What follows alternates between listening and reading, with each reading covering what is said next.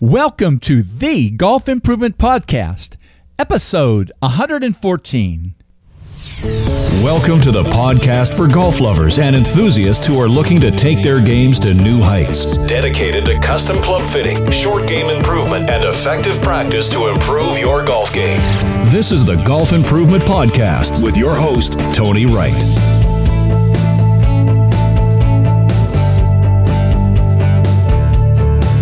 Hello, this is Tony Wright from Game Improvement Golf in Oak Ridge, Tennessee with the Golf Improvement Podcast, dedicated to sharing useful information on true custom club fitting, short game improvement, and effective practice techniques. I create exceptional golf clubs. You shoot lower scores.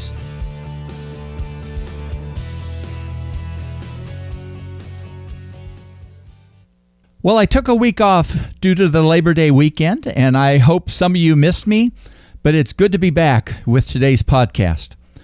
A few weeks ago, I was on a Facebook post on the Russ Ryden EI Fitters area, and on that post, I saw that my guest today, Mark Vallier from MK Golf Technologies in San Antonio, Texas, has been building and repairing golf clubs for about 40 years. I smelled a good story from that because I know he has a very large and very well-deserved custom club fitting business, and also know that his business is large as a result of the quality of his work and the work of his partner, Kirk James.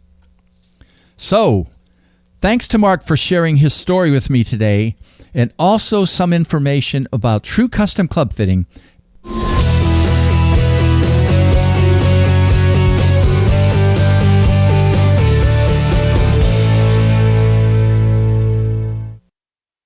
Hello, this is Tony Wright with episode 114 of the Golf Improvement Podcast.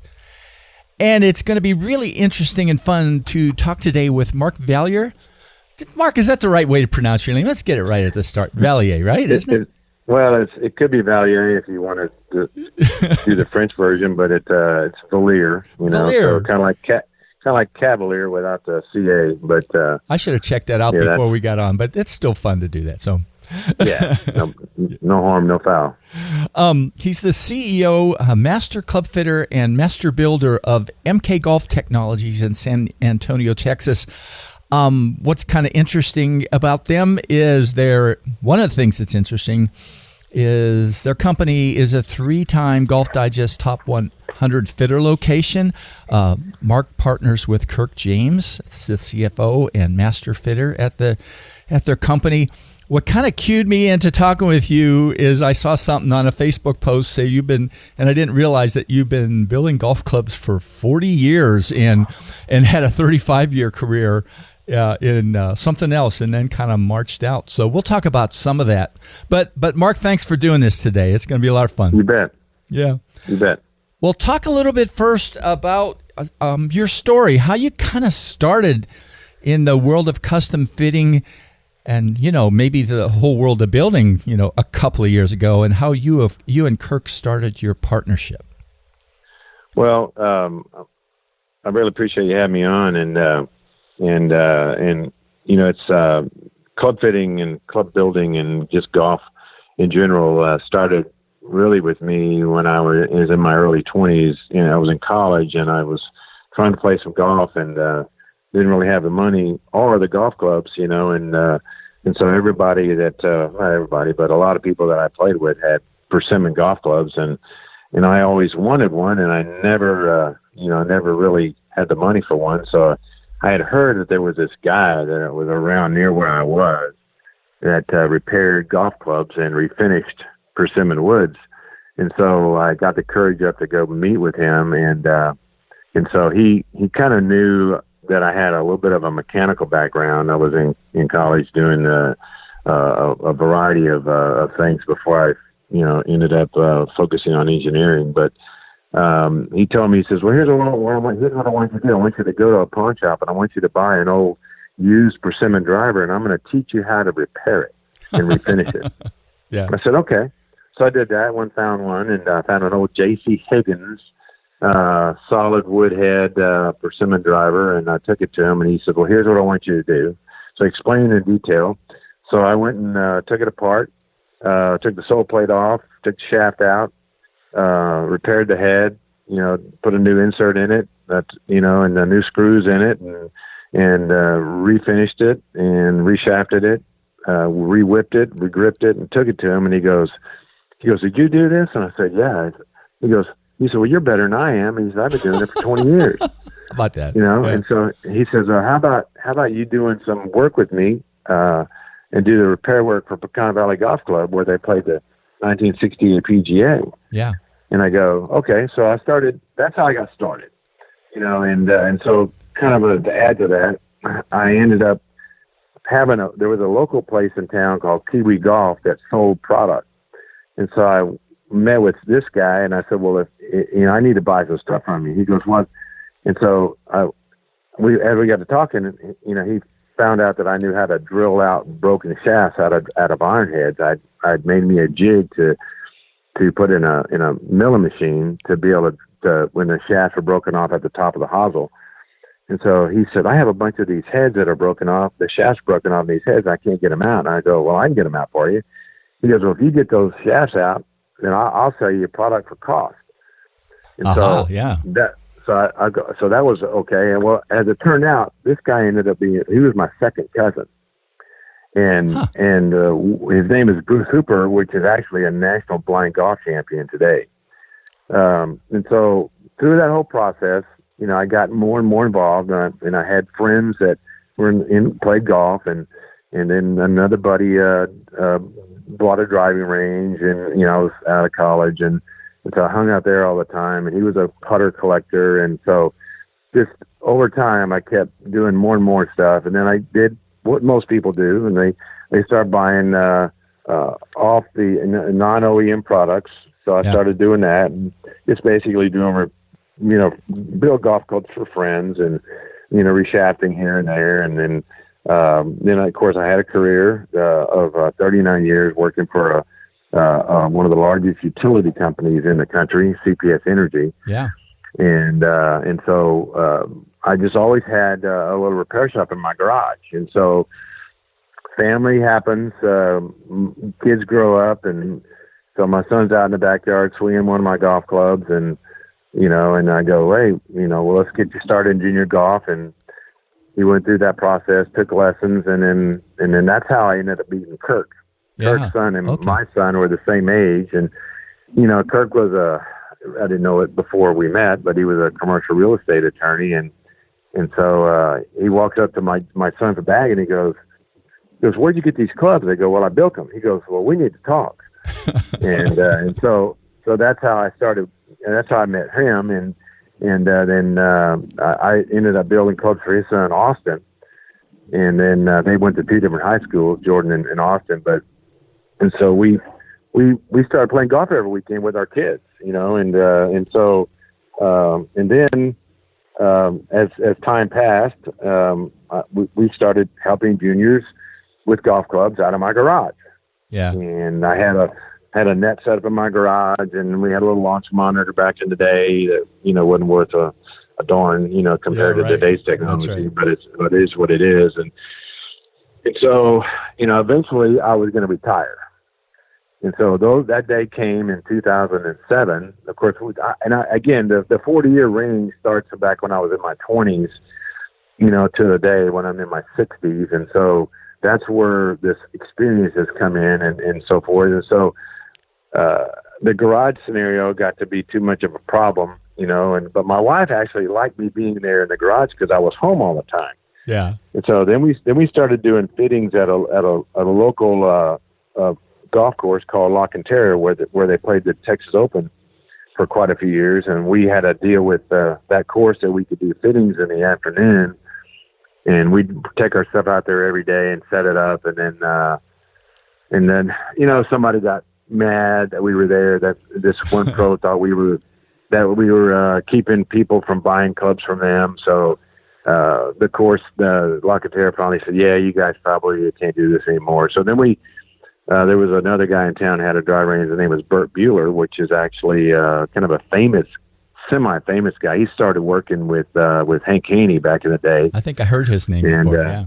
Yeah, and there's a winery called Bueller Winery in California, and so this guy's kind of a prodigy. He actually used to babysit Johnny Miller. Jeez. We rented a space from him at his driving range, a building, and it was perfect. And, we weren't quite ready to go big, and so we had an opportunity to rent the whole range from him, but we weren't quite ready for that. So then he started leasing these buildings out to different people, and one of them became a bar. And this is quite a story. And so, but the bar really never was an issue because most people don't go to a bar until 9 o'clock anyway. So we were gone by then. Yeah. And during the day, they didn't open until 3 o'clock. So by the time anybody was there drinking, we were gone. We closed at 5 or 6 o'clock anyway. And so then somebody called us and said, "Hey, we want you to move over to our driving range." And so we ended up doing that. We left the range at Burt's and went over to another range, set up another facility in a building. And that's, I'm not going to give credit to that other driving range because they had nothing to do with us growing. Yeah. But we started growing when I stopped working at my regular job. That's when we really started to grow. And then the top 100 allocates helped us grow. And then we started getting before then, we started getting all the OEM accounts, Titleist, TaylorMade, Ping, Callaway, and so forth. And that's what really changed us. And I know from a club fitting perspective, a lot of guys, like Jerry Heffling, for example, one of the greatest club fitters in the country, and others, just did like Tom Wishon clubs and Alpha and a few things like that. Well, we went a different direction. We felt like the customers really wanted OEM products. And no offense to the Wishons of the world or Alphas, but we found that that's a direction that we thought was going to make us grow in the direction that we wanted to go. And we didn't want to get too big, but then we did get big.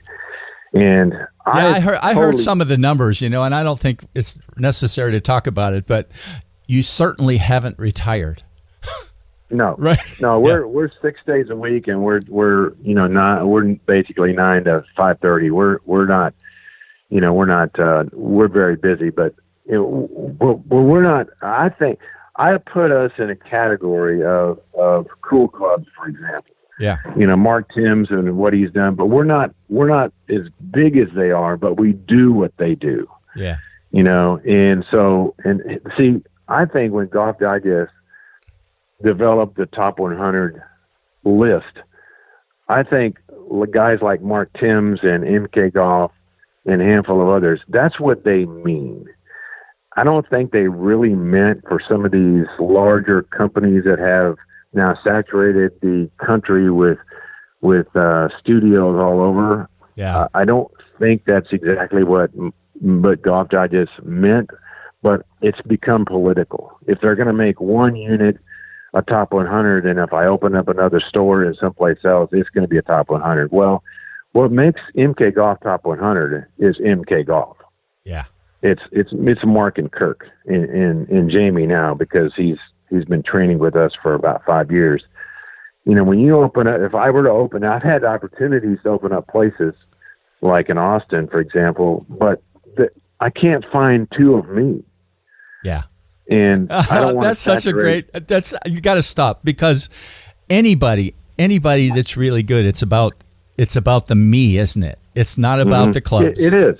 Yeah. I mean, people come to MK Golf because of MK Golf. It's because of Mark and Kirk and Jamie, and I'm switching around on some of the questions. But, sure, I know. That's right. When you're looking at a successful business, I think you have to primarily look at customer service, and we actually have a customer here now, and I've already kind of told him, these are the things that you need to improve your game. And we also work on golf swing a little bit. We don't try to do that too much, but I want to see a good shot. And if somebody's gripping it wrong or standing wrong or open stance or closed stance too much or ball position, those are the things that I try to really focus on to get somebody to hit the proper shot so I can tell what works. And so that's what we've done. Yeah.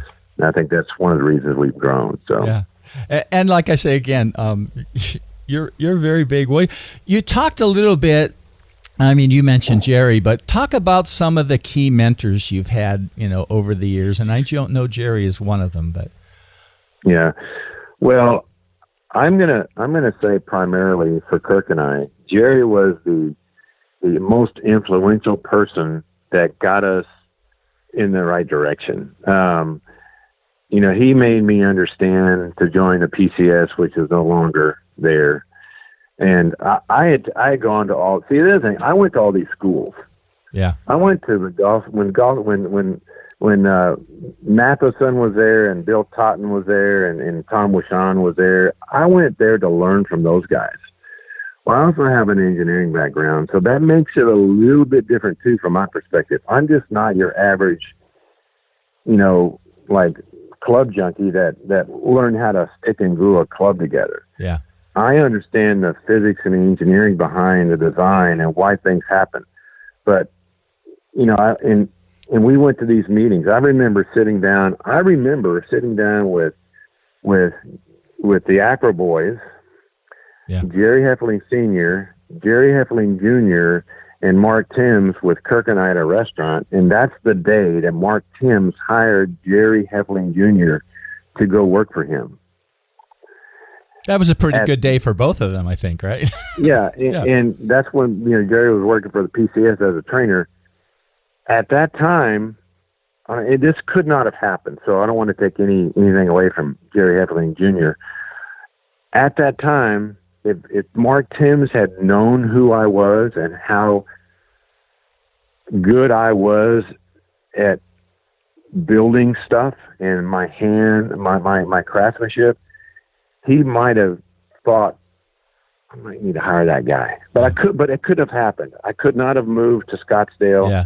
I could not have, because I still had to finish my career to obtain my full retirement from that company. So it could not have happened. But, it was kind of a wrong timing thing. Of course, Jerry's younger than me, and now he's not working for them anymore. He works for PhD. But what a great guy, too. I mean, I went to a couple of his classes and things, too.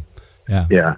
But no, I mean, and there's been, from a learning perspective, we really only really focused on what Jerry, I'm going to say Russ Ryden as well. Russ, and you know him very well. He's a super smart guy. Developed a lot of technology that was outside of the box. I went up, since I had a machinist background, I actually went up to help him to kind of teach him how to use the milling machine that he bought to build his first EI machine. And went up there, spent a couple of days with him, stayed at his house, kind of showed him the ropes of the tooling necessary, and he took it from there. I mean, I didn't stay for 5 days and show him how to do everything. He was smart enough to learn on his own. Once you put an end mill in a milling machine and you turn it on and you understand the speed necessary to do some milling, and he's a smart guy. But Russ and I have been close friends for a long time, and of course Russ has kind of transferred his direction, with clubs to the media side of golf and so forth, and But Russ has been again another close ally, with regard, because he's in Dallas and I'm in San Antonio. It's not necessarily that close, but at least you can get together once in a while. That's right. Right. Yeah. Yeah. Well, let's switch a little bit from sort of how you grew, but what do you typically see as some of the hurdles for golfers in terms of understanding what you really do? I mean, not just sort of, let's do things in a half an hour or whatever, but, sort of the whole package and the value of it. And maybe it's easier now that you're kind of big, because a lot of people know, right? Well, we stay really fairly busy. We have a schedule system where we do by schedule only and so forth. So our schedule is, basically full most of the time. We do have our slow times, like September typically be a slower time because of the football season starting and school starting and so forth. And probably everybody sees the same thing. But But I think, one of the biggest hurdles is getting your name out there. People have to know you're here. And so we have a great website. And we've also got a web developer that keeps our name, up on top of a search engine. So if you're typing in club fitting in San Antonio, our name comes up first. Golf Galaxy is second, so forth, so on. That's pretty hard to do too, unless you know what you're doing. Yeah. Yeah. And it is. So we pay somebody to do that. We do local radio. We have a radio program that we do with a local sports guy, twice a month. And we also do on a sports program, we do advertise. We have a 2-minute golf segment on a local sports program that runs every other week with that same radio DJ. He hosts it, and we get to choose who's on it because we pay for that. Yeah. So, but this is stuff that we're doing currently. But in the beginnings, it was word of mouth. And primarily we started with junior fittings and stuff. So it's not something that has happened overnight. I mean, you can do as much or as little as you want to, but you have to do social media today. You have to do, I think, some sort of radio advertising. We don't do print media because it's too expensive. I mean, again, golf club sales, the margins are not that great, so you have to have volume. And you have to have employees to do things. So we have a variety of employees. We have some part-time people and some full-time people. But I think primarily today you have to do social media. And it's still a little bit of word of mouth. Reputation is part of it. People know we're here. San Antonio is kind of a different market compared to Scottsdale or maybe Dallas or some of the larger metropolitan areas. People in San Antonio don't really. It's not like you were in Scottsdale. I mean, it's just totally different. So yeah. When you get somebody to come in, I get customer A would come in and I would say, okay, you need this, this, and this. He goes, write it up. Whatever you say I need, that's what I need. Then you get another customer that is, let's say, just like the previous customer, but he goes, you know what?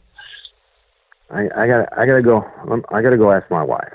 I got to clear this with my wife. Yeah. Well, typically those people don't come back, but more, I don't have a percentage, but it's in the 90s.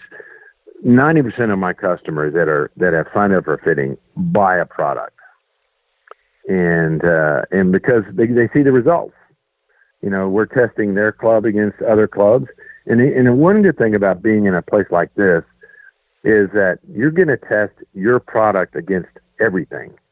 If you just go to a demo day in a driver range, the TaylorMade's out there, and you test your club against a TaylorMade club, well, guess who's going to win? TaylorMade. Yeah, that's right. But if you're going to test all the clubs against his product or his gamer club, TaylorMade or Titleist or Pink may not necessarily win.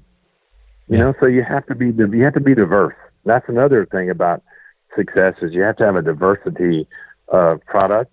You have to have all the shafts that are necessary. You have to have 2-inch long. You have to have plus 1 inch. You got to plus half inch. You got to have standard length clubs. So it's a big investment. But and you get a lefty in here that's like we had Saturday, and he was a plus 2-inch lefty. Oh wow! Well, I don't actually have a lot of plus 2-inch lefty stuff. Yeah. So I look at the guy and I go, you're gonna have to trust me. Yeah. This is what you need. But then when I get somebody like that, I tell them this: if it doesn't work, I'll fix it, and it's not going to cost you. So we do that for customers. We tell them, hey, look, if it's not right, you come back and I'll fix it. Now, we have had customers like this one guy per day, like I fit in for a driver. This was years ago. 13 months later, he calls me, says, this driver's not working. Oh, jeez. Yeah. Yeah. Dude, that was 13 months ago. I didn't say it that way. Yeah. But then I go, well, come back in and let me see what's going on. So he brings the driver in. Of course, it was beat to death. And so I go, okay, here's another driver. or another shaft, whatever the case may be. I don't remember exactly what I did. And he goes off and never heard from him again. But, but I tell people, if it's not working, get with me. Let me know how you're playing. Let me know your scores are. Let me know if the line angle seems to be correct or not, and so forth. So it's that customer service element that you absolutely have to put into play every single time you work with somebody. And I think that's the difference. Jamie's been a real big asset. He's learned a lot. Was it hard to turn some of that? Was it hard to turn some of that over to him? Because with all the experience you've had as a builder, or that's kind of interesting. I was thinking about that. Kind of a double-edged sword. Yeah. Kind of a double-edged sword. I'll share real quickly with you. In some ways, people they know MK Golf is sometimes primarily something I started. Yeah. So when they come in, they want to see Mark. Yeah.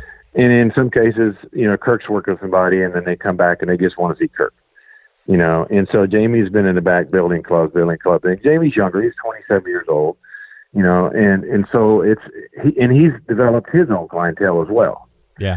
And so we kind of have that triage of an element within our organization.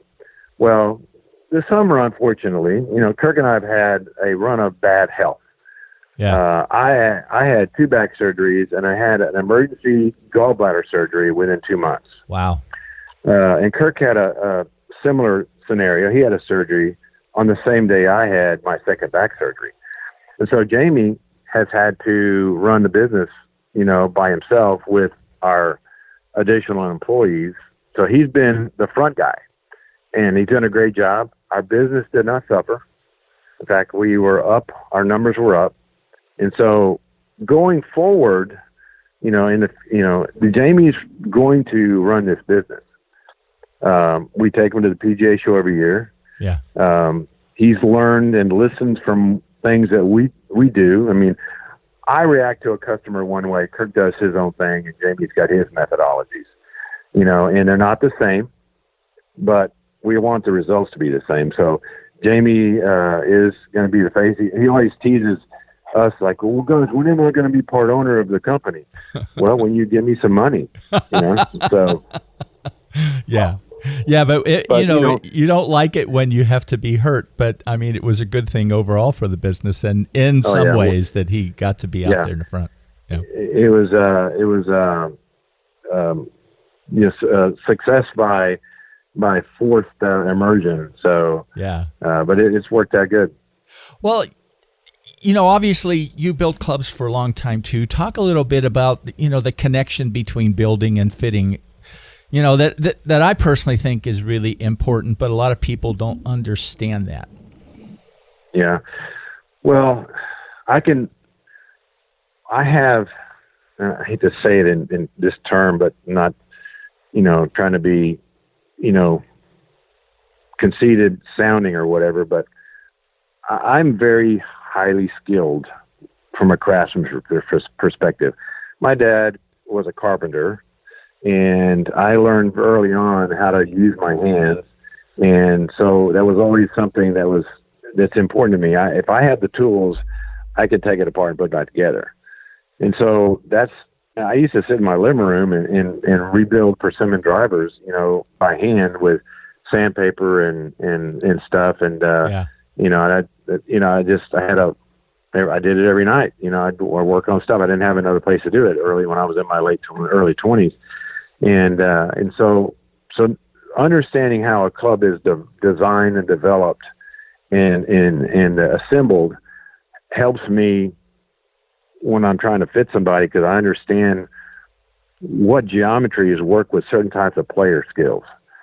And that's another step. That's why I get kind of a little bit irritated about the top 100 list when I look at regionally what's around me with regard to some companies that have people inside that cannot even build a golf club, and so they've gone through maybe the company's fitting training internally, and so. And I actually have witnessed this, so it's not something I'm just talking about without any level of experience. I do have a lot of knowledge about what I'm talking about because I have actually employed some of these people temporarily, and so what I do, what Jerry Heffling does, what who's my buddy in Kerrville? Keith Chatham. Yeah, Keith Chatham. You know what those people, and Keith Chatham and Jerry, they started before me. You know, and they're older than I am, but I came into this hobby with a lot of skill, something that I knew that I was going to be good at because I knew how to take things apart, put things back together, and you have the stick and glue people, and then you have guys like what we do. We don't stick and glue. We actually put things together with a lot of design and engineering forethought, how things are supposed to work. Yeah. We also follow the PGA Tour. If the guys on the PGA Tour are not doing it, like, why would you want to do it? You know, one guy on the PGA Tour is playing single-length irons. Why would you want to try that? I mean, you have to look at that particular individual. He's large, he's fast, he's powerful, and those clubs that he's playing, you can't buy. You know, they're not even close. That's right. Yeah, I have the one-length irons because I have a Cobra account, and people come in and want to test them. You know, they want to hit them. Let me hit the one, and you're like, okay, here, hit this, and then, you know, now hit this. That's a little bit different. Yeah, it is. So I understand how the one-length irons are built, and I'm not trying to trash them because if you want to buy them, you know. But it works for, you know, one guy on the PGA Tour. I don't think it's going to be a big wave of people changing from the traditional incremental length golf clubs, you know. So yeah, I'm a very stout traditionalist, if you can't tell. So yeah. Well, you're very confident in your capabilities, which I think is important for anybody that's going to be successful. Right? There you go. It's been fun. Yeah.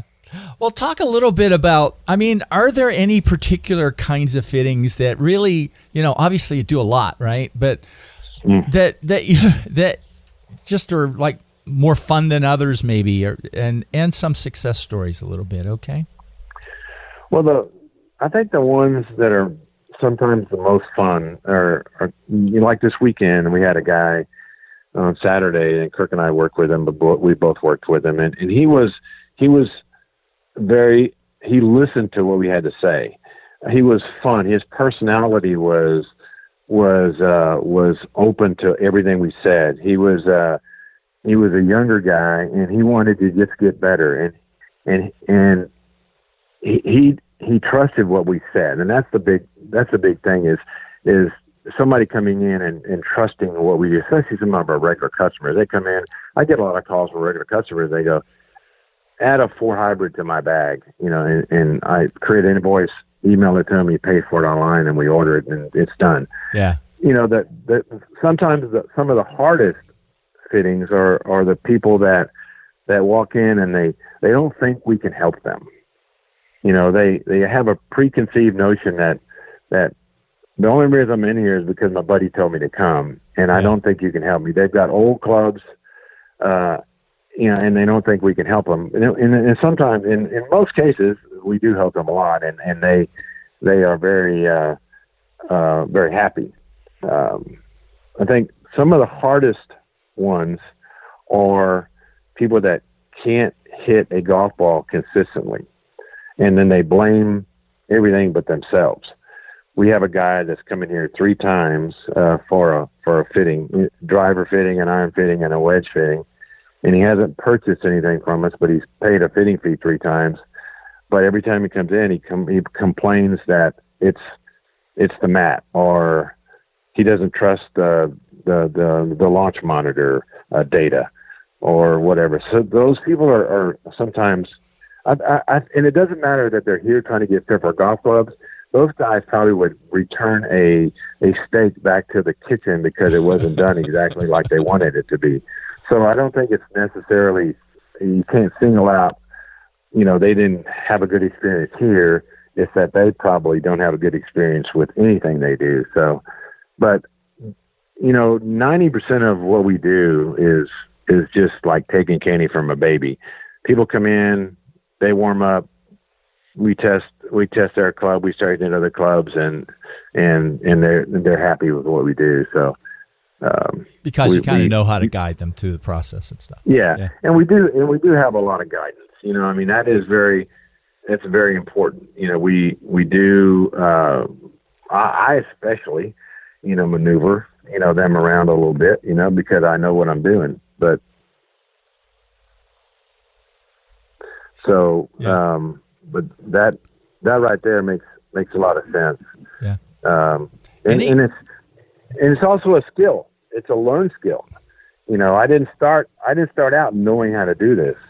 I didn't, when we used to do kids in my garage, it wasn't easy. It wasn't easy. It was easy to do the kids because we knew all the parents. Once we started doing Johnny off the street, and fitting them, we had to develop a process. Now, my background taught me how to develop documentation for processes and procedures. Yeah. Since I did a lot of that when I was growing up, guess what? The last thing I want to do now, I do not want to write a bunch of Word documents on processes and procedures because it is in my head. Yeah. And Jamie's basically had to learn a lot from me because it's in my head. And I kind of refuse to sit down after I've been here for 10 hours, go home and do a bunch of, Word documents on processes and procedures. So, that's been hard. That's been hard a little bit then. Kind of trying to get all that. But I'm not planning on going anywhere. Yeah. So he's still learning from me. Yeah. Yeah. Any particular most recent success stories you want to share with anybody? Recently, let's see. Right before my first back surgery, I had 7 birdies and shot 68. I didn't mean you turkey. That may be my lowest round ever. Wow. Going forward, but yeah. We recently relocated a year and a half ago to an indoor studio. Yeah. We should have done that a long time ago, because in South Texas, if you're not paying attention, in late June, July, and August, and part of September, it's 100 degrees. Oh wow! Yeah. And so when we're fitting in a building, and we open the big roll up door, in August, it's freaking hot. Yeah. And so we're in an indoor studio. We only have one fitting bay. We've chosen not to have 2 or 3. And the reason why is we're busy. We don't want to be any busier. We don't want to do 2 fittings at a time, although we could. So you want to take the time with what you're doing. Yeah. Right. We could have gone to a larger place, but we wanted to do what we're doing. We have our revenue number that's maintained itself over the last 6 or 7 years and stuff. And so, but I think the biggest success story of late is us moving to an indoor studio, and we're over by the international airport. It's easy for our people to get to. Yeah. We're never shut down. We're open all the time. When we were at the other range, when it drizzled, they would shut the range down. Oh boy. And so that's, no harm, no foul. That that's one of the reasons we ended up moving, is because we'd have a 9:00 appointment and we get a call at 8:45, and it would be a text to the whole group that worked at this range that says the range is shut down. Well, I got a guy coming in from Fort Worth, and so, yeah. And so we started doing different things. We started buying our own golf balls. Yeah. And they didn't like that because that wouldn't fair to everybody else. Nobody else could hit. And so then we said, we pick our own golf balls up. So I'd have my guys go pick the golf balls up. Well, they still didn't like it. So that's one of the reasons we ended up going inside, which we fought because we didn't think it would be successful. That was a mistake. I would tell everybody in the golf business, indoor studios is the best thing you could do to yourself, because if I go try to rent or lease a space on a driving range, you're familiar with that. I mean, Sure. It's expensive because some people get really greedy. They say, well, we're going to charge you $5,000 a month. Well, I can't afford $5,000 a month, And so we thought that was the best thing for us is to move indoors, and man, it's been a really, really good thing for us. Now, what's the furthest away somebody has come to see you? Overseas, Australia, New Zealand, Ireland. My goodness. Yeah. That's a longer one than I would have thought, but that's kind of cool. I mean, that's an illustration. Guam. Got a guy in Guam that buys stuff from me. It's people calling me, hey, I'm going to be in San Antonio for 2 weeks. Want to do a fitting and want to know if I can get my clubs. And sometimes we kind of cheat a little bit and pre-order some stuff based on what information I get, so I can have them in, because sometimes it takes a couple weeks to get stuff in. Sometimes we do try to keep some stuff in stock, but we're not a big inventory group. We don't keep a lot of stuff. Because that's money that's not in my pocket. So yeah, that's not a good way to go. Well, Mark, this has been great today. I really appreciate it. How about a few sort of final words, maybe to golfers, but then also to custom fitters? A couple specific comments that you want to share at the end here. Well, I'm going to say this about custom fitters. If anybody out there wants to be a custom fitter, somebody that wants to fit golf clubs, they have to look at themselves as a custom fitter, not a teacher. However, you have to know the golf swing. You can't do both. You can't come in here and be a PGA Class A and teach somebody the golf swing while you're trying to fit it for golf clubs. You got to do one or the other. And so if you want to be a custom fitter, you need to learn the shaft geometries. You have to understand the profiling of the shaft. You have to understand why the manufacturers have different torques for different shafts. You have to understand ball flight rules.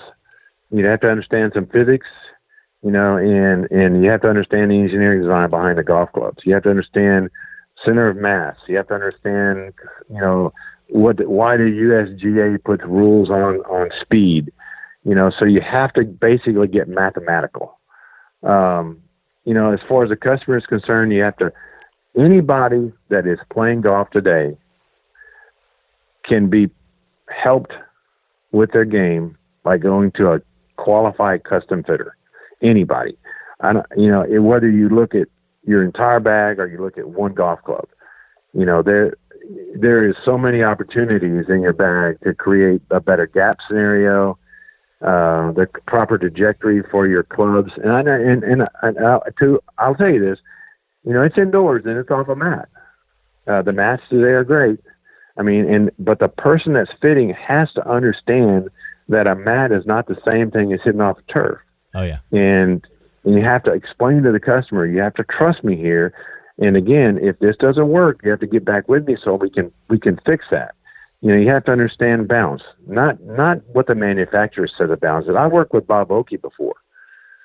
People don't know that the M stands for my favorite. People don't know that the S grind is for Steve Stricker. And they also don't know that the numbers that are on those wedges are not bounce numbers. The true bounce numbers are not put on there because if you put the true bounce numbers on there, nobody would play them. Because they're afraid of them because of everything that they've heard forever. Right. Exactly. They don't understand that. So, and I will say this, I'm a resource. If anybody has a question about, I want to be you one day, call me. I'll talk for free. I'll tell them how I got started. Now, I don't think there's a lot of schools out there anymore. That's a shame. That's a shame too. The industry's changed so much. I will say that the golf cart that the OEM sends out is not enough for the person that's trying to get to play his best, because the carts don't have enough shafts in there to really give the customer enough information. So in our world, we have an account with every shaft company. So we have purchased all the shafts, and we've accumulated some. In some cases, we can get the tips from the OEMs. In some cases, we can't. We do have a universal fitting system, but I only use it on my drivers. I do not use it on my irons. I either build irons or I use the OEMs, and I have tips. Yeah. Because I don't think that I don't like the fitting system for irons. I think it takes too much away. Me personally. Yeah.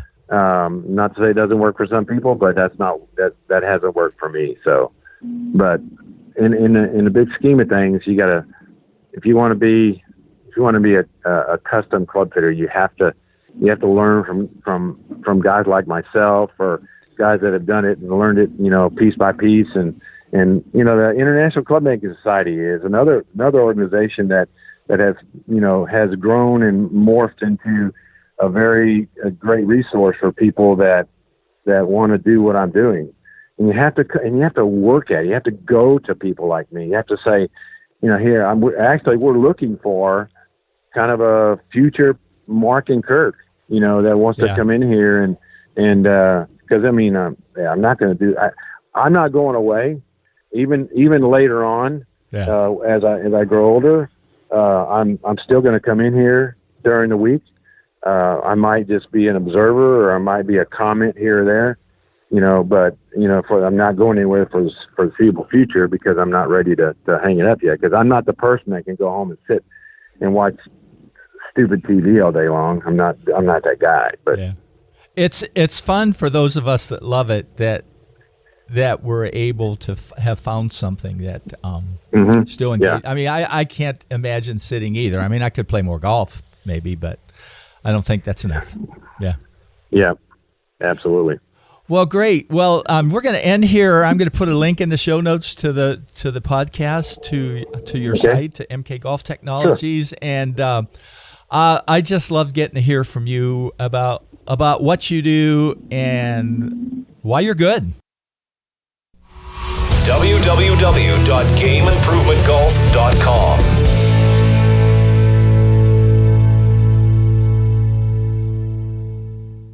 Mark, a big thanks for talking with me today and sharing some of the things that you do to help golfers play their best. I've put a link in the show notes to MK Golf Technologies in San Antonio, Texas. I love Mark talking about his confidence in his capabilities and what he does. He is the one that's important, he and Kirk and his other partners, to making their custom club fitting efforts help golfers in San Antonio and I guess in places like Australia, right? So I hope you enjoyed that interview with Mark. I've put a link in the show notes to Mark Vallier and MK Golf Technologies in San Antonio, Texas. If you continue to enjoy my bi-weekly podcast, please subscribe on iTunes and also provide a review there. And also you can click the link in the show notes to receive my podcast and blog posts directly by email each week. Well, that's it for today. In 2 weeks, I look forward to talking with PGA Advanced Professional Gordon Morrison from Gordon Morrison Golf in Newcastle, England, who's doing a PhD thesis on the yips. We'll talk about some of his findings and information that can help you to play better golf. See you in 2 weeks.